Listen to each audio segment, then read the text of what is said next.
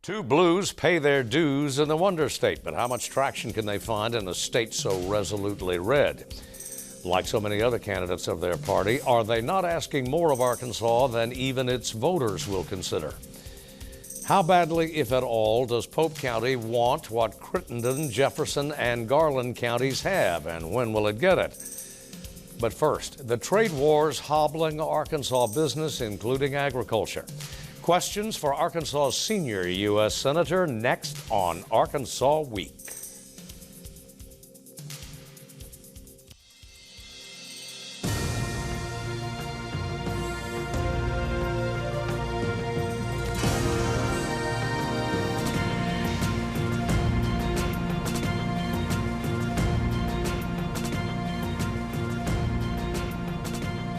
Support for Arkansas Week provided by the Arkansas Democrat-Gazette, the Arkansas Times, and KUAR-FM 89.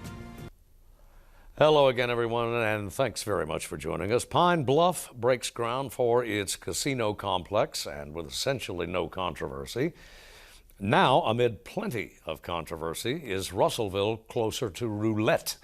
One of the stories we'll cover in our roundtable. But first, national and global policy and Arkansas, the trade wars, our farmers, and our factories. We're joined up top by U.S. Senator John Bozeman of Arkansas. Senator, as always, thanks to thank you, Steve, so much for having me. It's always a real pleasure to be with you. Just before we sat down for this interview, the White House or the administration announced that it was going to suspend, at least for a few months, the tariffs on a great many Chinese imports, which it had threatened to impose, tariffs which it had threatened to impose. Nonetheless, it's still having a profound impact, according to Arkansas officials, on both manufacturing and especially ag in Arkansas.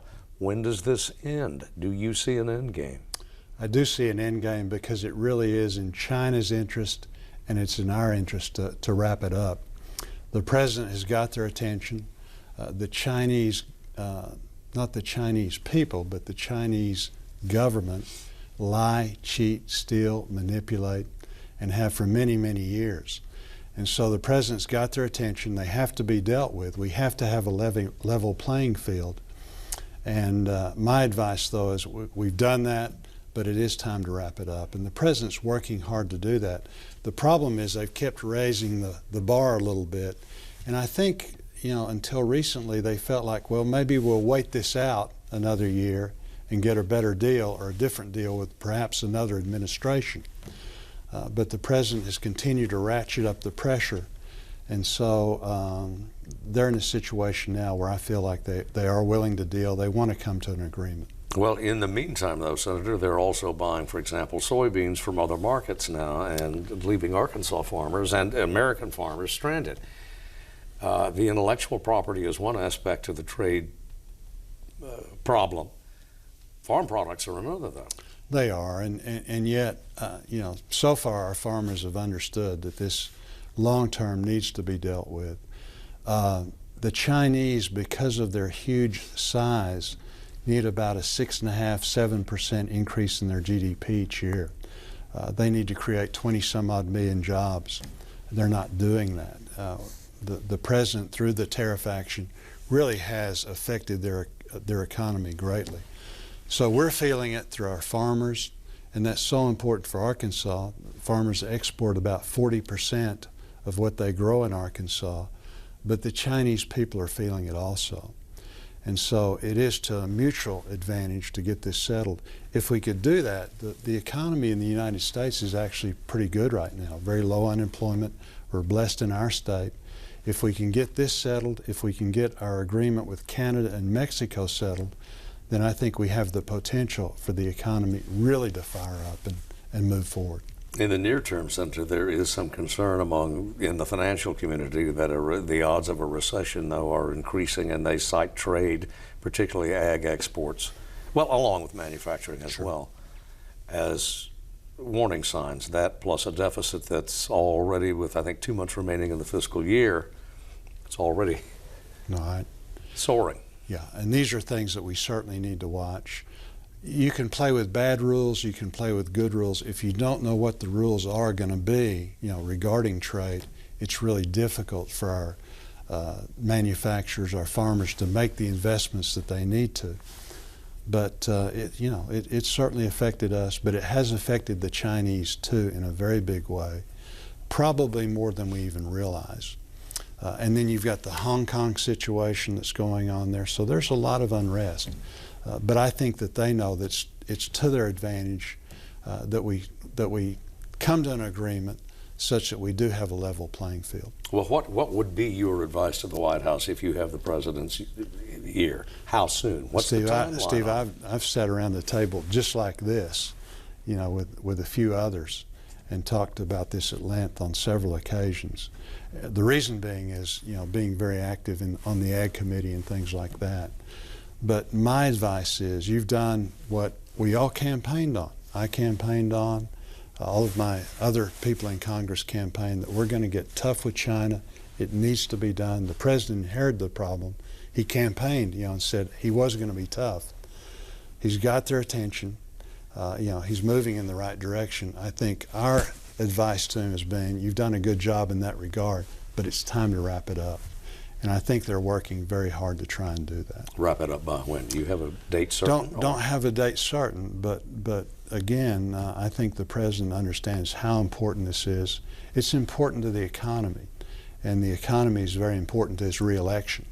And so he understands that. The other agreement that they have done that we just need to vote on, if we could put it on the floor of Congress today in the House and the Senate, which would pass without any problem, is the rewrite of the NAFTA agreement. And that's something that's very, very important. Those are huge trading partners and affect a great deal of our economy also. So that's another area. They're working very hard with Speaker Pelosi to sort out some minor things. Hopefully we can get that done by the end of the year. I want to come back to that in just a second, Senator, but you're on your ag tour. You've got, 5 weeks away from Washington, basically, and you're traveling the state, and particularly over in farm country, again, in your capacity, partly in your capacity anyway, as an ag member. Mm-hmm. What are the farmers telling you? Are they biting the bullet? Are they happy? Are they satisfied? How much longer can they take it? Do you anticipate seeing some farm bankruptcies? No, I think we are. In fact, sadly, the number one situation regarding people concerning suicides, farming is number one right now. So there's all kinds of warning signs. There's all kinds of significant signs out there. Trade is part of the problem. We not only need to get this fixed, but we also are working very hard on creating new trading partners with Japan, European Union. That is so very important. We've worked hard on Cuba in the past. So trade is something that we've got to get done. Farmers are concerned, but it's not just the trade issues, it's the weather this year. Farmers, it's been raining since last fall. Farmers weren't able to harvest. Those that did harvest got out and ruined their fields in doing it, and simply haven't been able to get back out. The number of people that in farming that were not able to plant this year is a record in Arkansas. So there's all of these things together that are coming that really are making it very, very difficult. Well, there's also the problem, is there not, Senator, of a global glut, frankly, at least in one commodity, and that's soybeans. I mean, Central and South America continues to produce record yields of soybeans, our North American weather notwithstanding. That plus, do you fear a loss of markets as a result of this trade war? Well, I know that the farm community fears that. You work so hard to get these things in place, and then again, you don't want anything to disrupt that. So, I don't think we're at that point now. I think the Chinese, once that they settle, the markets will come back. The other problem that the Chinese have, and again, it's just another thing, another layer added, is this African swine flu that's devastated they say about 40% of their herd, which is probably much greater than that. Well, they're the ones they're buying the soybeans to feed to their pigs. Right. So it's all of these things layered up that really are making a huge difference. So that it's the demand side. It's the demand side. You know, in the past you've had some commodities that were down, others were up. Now we're in a situation where literally commodities across the board are very, very low. You mentioned a second ago, Senator, Cuba. There seemed to be a great deal of progress under the prior presidential administration toward reestablishing a trade relationship or greatly expanding a trade relationship with Cuba. That seems to have come to a dead stop. There was the technological problem then. Right. Where does that stand? Are you satisfied with how the administration is handling the Cuba situation? Well, the Cubans haven't helped at all. We had the situation where as you mentioned, the embassy, the episode there, exactly. The other thing is they've been active in Venezuela, stirring things up. So about the time that we feel like we make some inroads, then that they don't help themselves at all. But that is a natural market. 80% of their food is imported, and so they've got to buy food from somewhere. They like rice. They like rice, and even some of the staunchest opponents have agreed that they do need to buy foods somewhere. Why not sell it to them? So we're working hard, continuing to work hard to get that opened up. Do you see any daylight on the Cuba situation? Yes and no. I think long term I do, but they do need to act more responsibly because, again, they don't help themselves any as we start to go forward. You mentioned a second ago the successor to the NAFTA treaty, which is pending, right. The agreement, of course, with U.S., Canada, and Mexico. You seem upbeat, anyway, about the prospects for that. I do. To their credit, the administration has worked very hard. Lighthizer, our trade representative, has really worked very hard with Speaker Pelosi to try and iron out some things. There's some little things left that have to do with environmental concerns, maybe some worker protection concerns in those countries. But I think we're very close to getting that done. And so I know now, if she put it on the floor, we've got the votes to pass it. And I think the same is true in the Senate. So I think there's good news there. And I do think that we'll get it done. The other side of that is that, some people say, well, they're not going to do it because they don't want the president to get any wins. This has been his thing. On the other hand, it's such a huge thing for the country. I think we'll be able to overcome that and get it passed and, make it such that we can go forward with significant investment once that uncertainty is taken out of the equation. How difficult is it for you as a United States Senator, even one of the president's own party, to do business with an administration that seems to veer from extreme to extreme? Well, we read that you and others of your party, forget the Democrats, don't know where the White House is from hour to hour sometimes. I think the president's strength is that he says what's on his mind. That's also a weakness. And so at times it is, challenging. On the other hand, I think the policies, whether it is trade, getting tough with the Chinese, reworking a better deal with the Mexicans and the Canadians, all of that's good policy. So, we are working hard to implement that. Sometimes the president veers into other areas, and again, it's a strength and a weakness. Finally, one of his former aides described him as off the rails. Your reaction to that? I've had the opportunity to meet with him on several occasions about some very, very important issues, whether it's the Iran situation, trade, all of these things that are so important to our country. And he is always, when I've been around him, is very, very much on the issues. He's a person that is able to communicate very, very well. That's his strength. Communicate with us, communicate with the American people. So lots of criticism. On the other hand, I think that the American public, many in the American public, want us to stand up for ourselves and move forward. Senator Boozman, thanks very much for being with us. Thank you so much. As always. Come back soon. Well, thank you for having me. Appreciate you.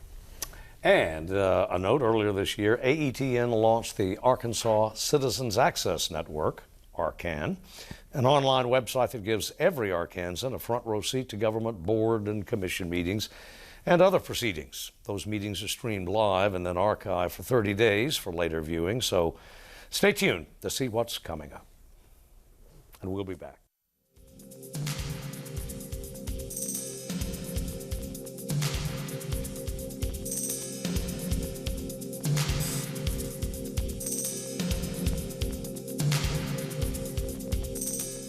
Back now with Heather Yates from the Political Science faculty at UCA and Chris Hausnick from the Political Science faculty at Arkansas Tech. And thanks to everybody for coming in. A quick word about trade, tariffs.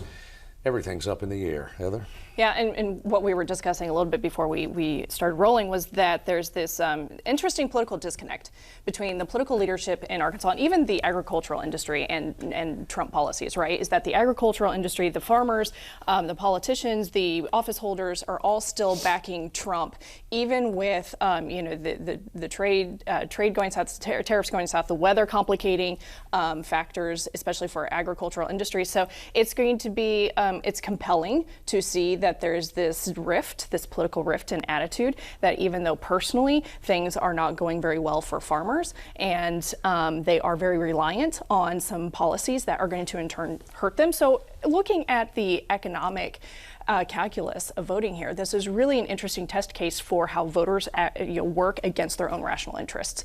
So it's going to unfold and get more intensified as we head into November 2020. Pure politics. I mean, the rift is on policy, Chris, and not politics, but it's still pretty bonded to him. I think it is. I think it's going to get, I was just thinking about it. This may be a bigger case. A lot of the trade and tariff stuff, you can kind of put funds out and help farmers, but there's supplementary industries which are going to be affected throughout Arkansas. Trucking companies, transportation, implement companies, like I know one of the big farming companies, big John Deere dealer, they're putting farmers out. They're just across the river from Dardanelle. They were flooded out. The people they sell to were all flooded out. They haven't planted anything yet. So there's going to be a much bigger impact than just the agriculture industry. And it'll be interesting to see if those supplemental industries on top of Arkansas farmers start to really call into question, bigger policies, things like that. Well, we're being courted a little bit by the latest are two Democrats who would deny Mr. Trump a second term. The senator from Minnesota dropped in earlier this week, and the gentleman from Texas, former Representative O'Rourke, coming in on Saturday night to do the Clinton dinner. How much traction can any Democrat have here right now? Well, a Democratic presidential candidate getting traction in Arkansas, honestly, is very slim. And their visits to the fundraiser here in Arkansas was really, the way I interpret it, more about helping the state party organization out more than it was trying to get a bump from a red state for their campaigns. And what I mean by that is that the DNC has kind of telegraphed this pivot in strategy heading into 2020.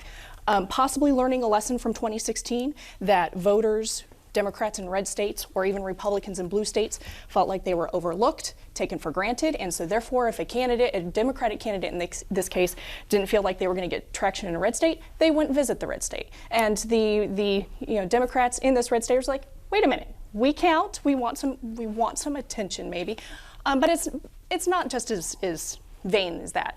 But candidates coming to Arkansas are helping the state party apparatus with their party building activities.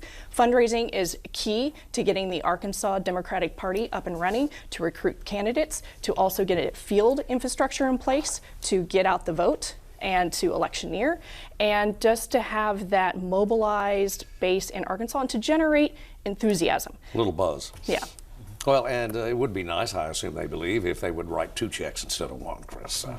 Yeah, I think part of it, too, is these candidates are coming to Arkansas because Arkansas Democratic dollars count towards being able to get on the big stage. The DNC, as you mentioned, has these new rules for who gets on the first stage, who gets on the, sort of the opening act version, how many donors, how much money, that sort of thing. And if you could skip Arkansas, but if you need to get over so many followers, so many checks, it makes sense to start hitting some of these places because a lot of the South has been ignored. You don't see many of them going to Louisiana, Mississippi, et cetera. So this is a smart strategy to say, I'm going to try and find followers, donations from everywhere, because that's the rules that have been set up for this time around. And especially as the DNC seems to have rules that it's going to narrow the field down and keep raising the bar as you go. Finding inroads like this into Arkansas or anywhere else that's been overlooked by many candidates is just good, smart national strategy as well as local strategy. Ms. Klobuchar and Mr. O'Rourke, both, like every other Democratic candidate, touching that button, particularly in the South and the Midwest, called guns. Oh yes, the appetite for the Second Amendment in this state is very fierce. And what I want to also mention too is that the rule change that Chris mentions, the short-term rule change, the candidates are heading after the debate rules, right? So there's also a short-term self-interested game here too, is wanting to qualify to get into those fall debates. But to pivot to the Second Amendment, so Arkansas is a heavily pro-Second Amendment culture. The appetite, not just for Second Amendment or guns is fierce, but also the appetite for assault-styled weaponry and high-capacity magazines. And this is something that candidates likely won't touch in Arkansas. Democrats will likely touch it in terms of the public opinion, the public sentiment has shifted, and we know this since Sandy Hook, that public opinion does favor a few added checks on the regulation of sale of firearms, background checks, waiting periods, things of that sort. But in terms of more overt regulation of firearms, that is a huge wedge issue in the state, and so and as Chris mentioned too, we're talking about the whole entire southern region too, is that the appetite for the Second Amendment appears differently than it does in other parts of the country. Yeah, Chris? Yeah, I'd certainly agree with that. It's, a lot of the, national inaction is going to come down to you have a Democratic House and a Republican Senate. So you could say whatever you want, again, with O'Rourke coming on Saturday night, he could say whatever he wants, and it probably isn't going anywhere once it gets to Capitol Hill. Mitch McConnell's been slow rolling it, to put it mildly. Yes, it makes great stump speech material. It makes great fodder for campaigns. But as far as, what you say and what actually becomes policy are two very different things. Well, interesting, too, that Mr. Trump, who initially seemed, after the latest massacre, seemed at least open to some limited form of control, pretty much he walked it back quickly. He wasted no time in doing that. Oh, and it was within 24 hours of the El Paso shooting, the president signals and telegraphs that he might be open to negotiating, increased background checks and more extensive safety measures there. But then within 24 hours, the NRA comes out and kind of shoots across Trump's bow a warning of, don't touch that. And then Trump, acquiesces a little bit and walks that back. And so just yesterday in the Senate, we see Lindsey Graham also put out on the public forum that we need to do more than pray in the Senate. So the Senate is also telegraphing that it's moving toward a more substantive conversation. Maybe now whether that translates into real legislation, time will tell. But it's also it's the difference between rhetoric on the state level, rhetoric in Arkansas to fire up enthusiasm and to generate some of those short-term goals, but longer term, the other obstacles of the separation of powers and trying to get the House and the Senate on the same page on this, with the NRA also playing in the background, that's a higher mountain to scale. They're shooting off fireworks in Pine Bluff, breaking ground for a casino complex resort, Chris. Everybody's happy in Jefferson. Most people seem to be happy in Jefferson County. In Pope, what is going on? It's simple. It's all over but the lawsuits. In the last couple of weeks, it's the quorum court came to a decision. Now, it's important to note that there was both subtle and overt pressure from the Arkansas Racing Commission that they wanted a decision made. They understood that Pope County started behind the curve. As we said, you had already established ground entities in West Memphis. You had them in Hot Springs. Everybody knew they were going to get it. Again, the Pine Bluff group already had somebody picked, and I think that's a very large complex going in, et cetera. Done deal. Pretty well. But Pope County was a free-for-all. it was going to be a competition, and it was. Some separated themselves from others. There's been a lot of lobbying behind the scenes, and then sometimes over the scenes. Different groups took different tactics, and I think some of those tactics shaped how it came out. Now, what I said, it's all over, but the lawsuits, like for instance, Thanks. yes. Well, Cherokee was working by Judge Cross said Cherokee was on the ground first. They were there, months before the actual vote. And they were working with county officials, quorum court members, parties throughout the county, starting to build partnerships and things of that nature. That was their choice. Hard Rock Casino, they were very much a social media public mass campaign. They created a Facebook group in a county of 65,000. They got 10% of the county signed up to join it in about 6 or 8 weeks, which is fairly impressive. And we're having a lot of public meetings, but Gulfside, the one who has filed lawsuits already, that was their strategy. They said, we would love a letter of support, but we will sue to it. And I think that soured or turned a lot of the quorum court members and the public kind of against them.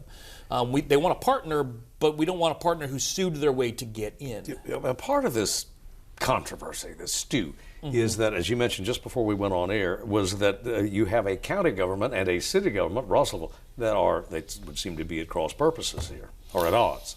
It would seem so, yes. A lot of the debate, they were using a lot of moralistic rhetoric. We will bring corruption and we will bring drug abuse and we will bring gambling addiction to it. But a lot of it turned into this agreement, bringing in this project, whoever had it, even a small one, is going to put a lot of new money into the county.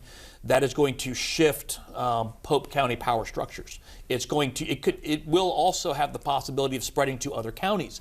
You're bringing in major alcohol sales. Well, the next county over, Blackwell, has made lots of money on Pope County people who want to go buy alcohol. Blackwell being in a wet county. Exactly, built 200 yards across the county line.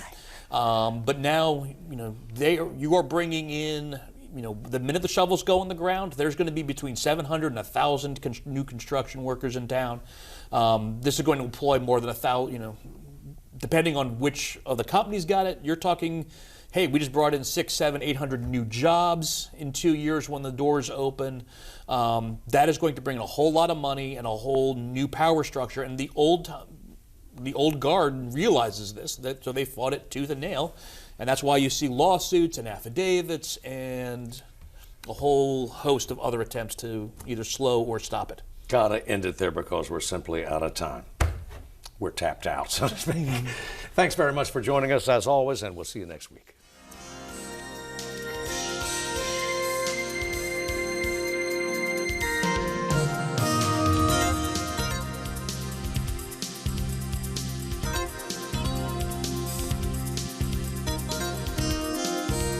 Support for Arkansas Week provided by the Arkansas Democrat-Gazette, the Arkansas Times, and KUAR-FM 89.